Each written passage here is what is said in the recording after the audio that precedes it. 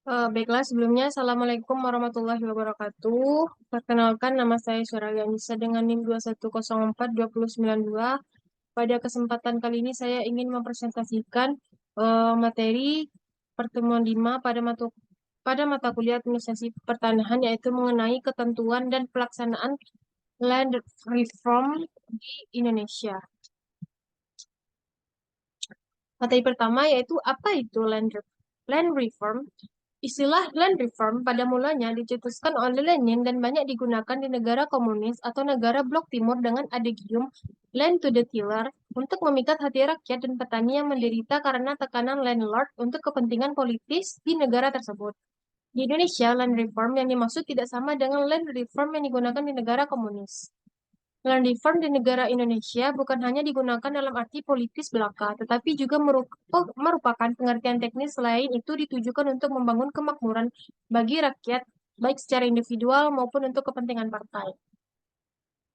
Perkataan land reform berasal dari land dan reform, yang artinya adalah tanah, dan reform berarti perubahan, perombakan, atau penataan kembali.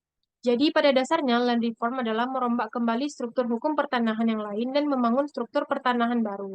Land reform juga meliputi perombakan mengenai pemilikan dan penguasaan tanah serta hubungan-hubungan hukum yang bersangkutan dengan pengadaan tanah. Land reform ini bermaksud mengadakan suatu perubahan sistem pemilikan dan penguasaan atas tanah yang lampau ke arah sistem pemilikan dan penguasaan atas tanah baru yang disesuaikan dengan perubahan dan perkembangan masyarakat yang sedang giat melaksanakan pembangunan sesuai cita-cita pasal 33 Undang-Undang 1945 ini. Pengertian land reform menurut UWPA disebut dengan agraria reform, pada dasarnya mencakup 3 masalah pokok, yaitu yang pertama, perombakan dan pembangunan kembali sistem pemilikan dan penguasaan atas tanah. Yang kedua, perombakan dan penetapan kembali sistem penggunaan tanah atau land use planning. Yang ketiga, penghapusan hukum agraria kolonial dan pembangunan hukum agraria nasional.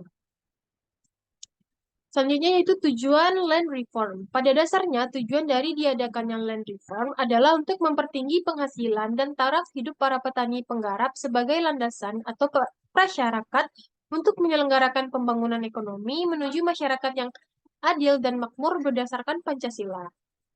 Selanjutnya yaitu landasan land reform. Adapun yang menjadi landasan hukum pelaksanaan land reform di Indonesia adalah diantaranya.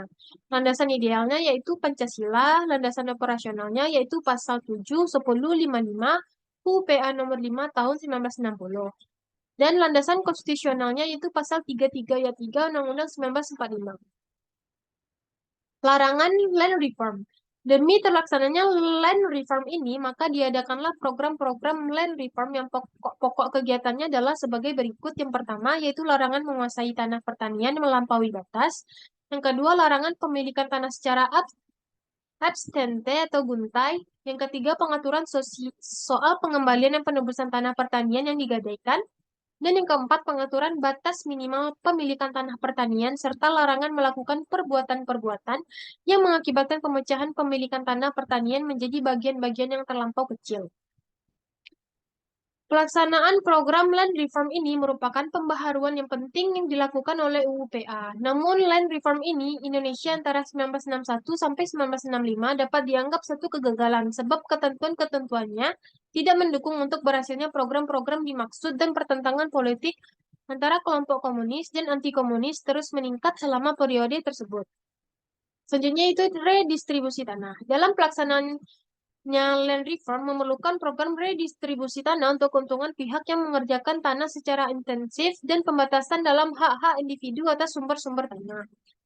Program redistribusi tanah dalam pelaksanaan land reform mempunyai arti pokok yang berhubungan dengan suatu perubahan yang disengaja dalam sistem land tenure atau penguasaan dan pemilikan tanah, yaitu penyusunan kembali sistem land tenure, pengawasan hak-hak atas tanah, dan lain-lain yang berhubungan dengan tanah.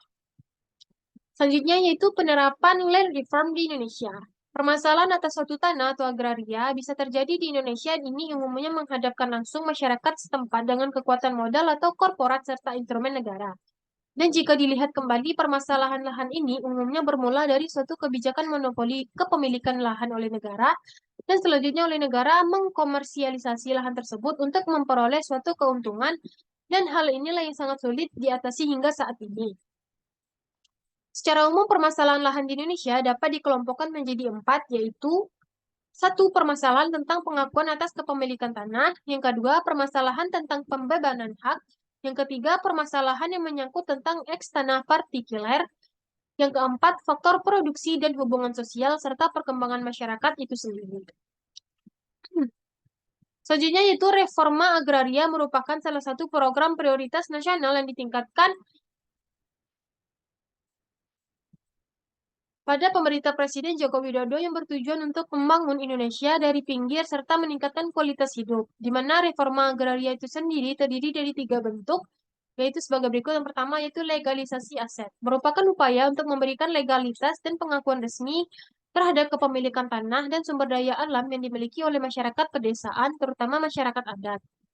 Yang kedua, redistribusi tanah adalah bentuk reforma agraria yang bertujuan untuk mengurangi ketimpangan kepemilikan tanah dengan memindahkan sebagian tanah yang dimiliki oleh pemilik besar atau perusahaan besar ke tangan petani kecil atau kelompok masyarakat pedesaan.